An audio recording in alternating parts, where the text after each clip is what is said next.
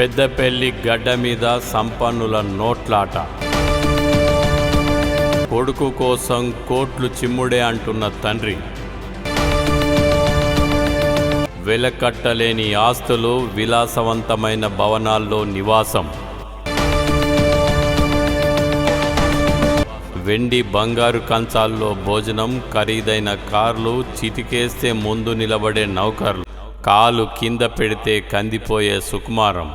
ఓ సంపన్న కుటుంబానికి చెందిన అమూల్ బేబీ లాంటి అబ్బాయికి అర్జెంటుగా ఢిల్లీ పార్లమెంట్లో కూర్చోవాలనే కోరిక పుట్టిందట. అనుకున్నదే తరువాయి పట్టు పానుపుల మీద నుంచి పెద్దపల్లి పార్లమెంటు ప్రజాక్షేత్రంలో ఓట్లు కొంటామని తిరుగుతున్నాడట. ఎంపీ కావాలనే కోరిక నెరవేరడం కోసం ఎంత ఖర్చైనా పర్వాలేదట. 10 ఏళ్లుగా తండ్రికే రాజకీయ పదవి లేక నానా తిప్పలు పడి ఈ మధ్యనే ఎమ్మెల్యే అయ్యారు. వెంటనే కొడుకు కోరిక కలగడం విశేషమే. తెలంగాణలో 10 ఏళ్లు అధికారం కోల్పోయి తీవ్రమైన ఆకలితో ఉన్న జాతీయ పార్టీ ప్యాకేజీ పాపం మూట కట్టుకొని ఢిల్లీ నుంచి తిరుగు ఫ్లైట్లో టికెట్ పంపింది. గాంధీ సిద్ధాంతాన్ని గాలి కొదిలి నిబంధనలను బొందపెట్టి కరెన్సీ పెట్టెలకు దారి చూపి సంపన్నుల కుటుంబాన్ని సంకనేసుకుంది. ప్రజాక్షేత్రంలో పోరాడి గెలవడమంటే నోట్లాట ఒకటే సరిపోతుందా? ఓటరు నోటుకు అమ్ముడుపోతాడా? సింగరేణి ఓటర్లకు చైతన్యం ఎక్కువ, తెగింపు కూడా ఎక్కువే. కరెన్సీ కట్టలు సంపన్నుల ఓట్ల పెట్టెలు నింపుతాయా? ముఖం తెలియని కోటీశ్వరులకు ఓట్లు వేస్తారా?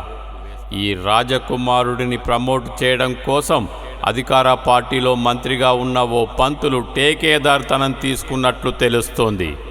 పంతులు పాచిక చెల్లుతుందా? పంతులకు కూడా పైసలు అవసరమే కదా అంటున్నారు.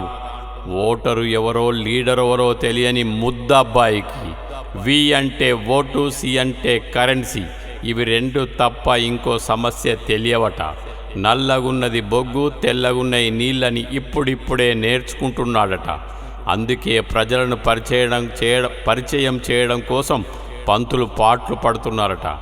సంపన్నుల కుటుంబం పెద్దపల్లి గడ్డ మీద కోట్లతో ఓట్లాటకు తెరలేపిందని చెబుతున్నారు.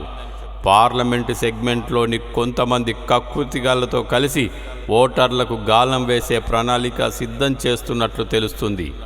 ఓటుకెంత, ఊరికెంత, మండలానికెంత అనే లెక్కల పుస్తకాలు రాస్తున్నారట. ఈ రచనలు గతంలో హుజురాబాద్ గడ్డ మీద కేసీఆర్ రాసినవే. పెద్దపల్లి పార్లగాలు 14 లక్షలకు పైగా ఓటర్లున్నారు.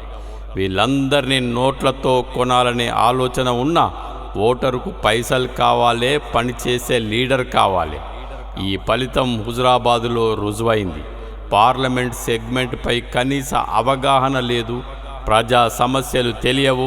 అధికార పార్టీ ఓటు బ్యాంకు, పైసల ముల్లెలు, ఈ రెండింటిని నమ్ముకున్న అభ్యర్థికి ఓటేస్తే గెలిచిన తర్వాత ఓటరు పరిస్థితి ఏంటనే ప్రశ్నలు ఉత్పన్నమవుతున్నాయి.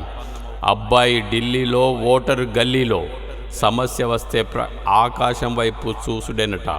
ఇంకో ఆసక్తికర అంశం ఏంటంటే, షబాష్ మాదిగా అంటే బండిగీర మీద వేసుకున్నారనే సామెత ఇక్కడ రుజువవుతుంది.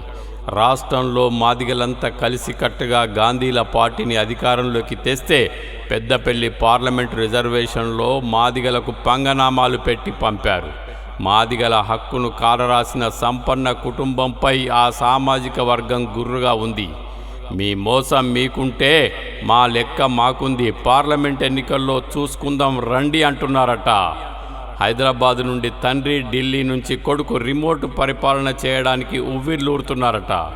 5 ఏళ్ళు నియోజకవర్గ ప్రజలకు సుట్టపు చూపులే.